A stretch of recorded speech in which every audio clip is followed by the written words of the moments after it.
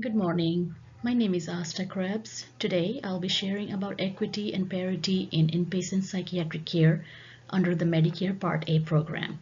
Please note that all images in this presentation are generated by artificial intelligence unless otherwise indicated. This is Andrew. He is a 45 years old man. He is chronically homeless and was diagnosed with schizophrenia at age 20. I first met Andrew when I was working as an admission nurse at a local psychiatric hospital. Andrew would frequently come to the hospital due to his psychiatric diagnosis and worsening symptoms.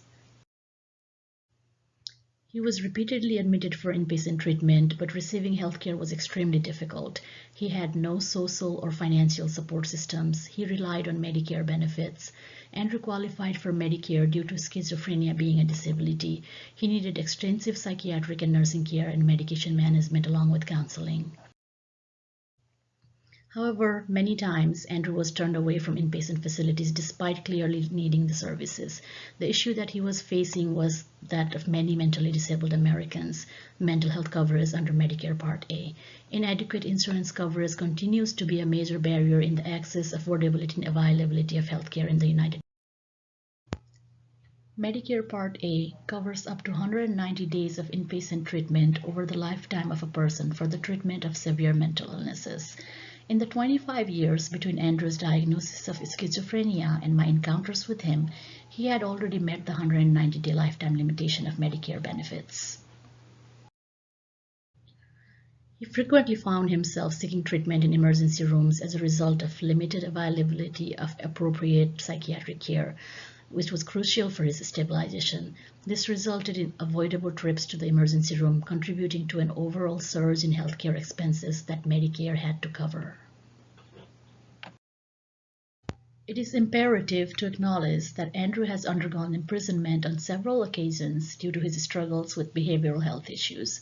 Furthermore, it is worth mentioning that in Texas, the criminal justice system is the primary provider of mental health care services.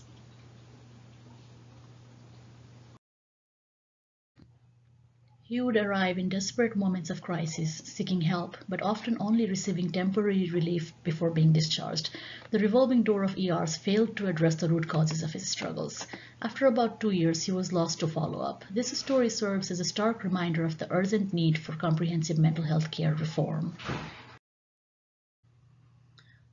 60 million Americans live with mental illnesses. The individuals most susceptible to being impacted by the 190-day benefit restriction on psychiatric hospitalization under the Medicare program are African Americans, people with limited or no income, and those dealing with severe and persistent mental health illnesses.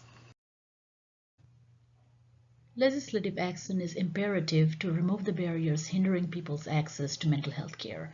Thus, amending Medicare Part A under the Title 18 of the Social Security Act is crucial.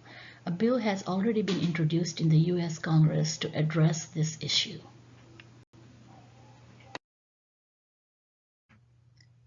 H.R. 5674 aimed to amend the Social Security Act by removing the 190-day limitation. Doing so would bring Medicare coverage on par with private health insurance. The Affordable Care Act prevented private insurers from imposing ceilings on mental health care benefits, but Medicare is a public insurance, and thus the same rules do not apply. To ensure that individuals like Andrew have access to mental health care and to reduce mental health disparities, I participated in a public policy advocacy campaign. This involved educating myself on the legislative process, teaching fellow healthcare professionals, and launching a grassroots campaign to support the expansion of Medicare mental health care benefits, including H.R. 5670. Numerous organizations, including the American Hospital Association, American Nurses Association, and American Foundation for Suicide Prevention, endorsed the bill. The campaign garnered backing from more than 80 organizations, thousands of individuals, and dozens of policymakers. As part of the campaign, efforts were made to garner support from congresspersons to co-sponsor the bill. Several policymakers from both the Republican and the Democratic parties joined as co-sponsors. Following the introduction, the bill underwent the standard legislative process. It was read on the House and Senate floors and subsequently referred to the respective committees. On the House side, it was directed to the House Ways and Means Committee, while on the Senate side, it was sent to the Senate Finance Committee. These committees play a crucial role in evaluating the bill's feasibility, hearing arguments from various stakeholders, and allocating necessary funds.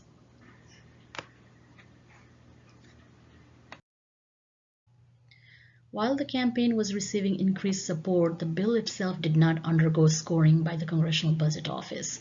As a result, the committees were not provided with an estimated cost for the bill, which could have aided them in making well-informed decisions regarding its feasibility and cost.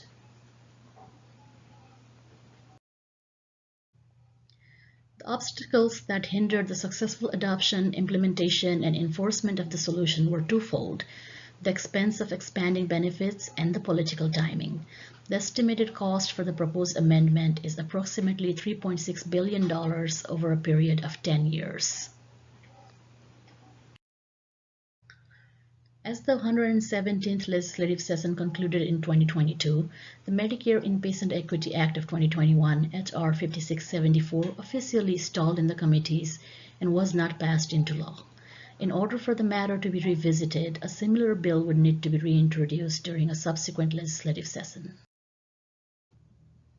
The collaboration between mental health professionals, experts, policymakers, organizations, and various stakeholders remains ongoing to enhance public health policies, particularly concerning mental health coverage under the Medicare program. Advocating for these changes is a gradual and time-consuming process, requiring patience to achieve meaningful system-level improvement. In the future, I see a world where improved health insurance coverage will ensure that individuals living with serious mental illnesses receive the essential care they need to lead fulfilling and healthy lives.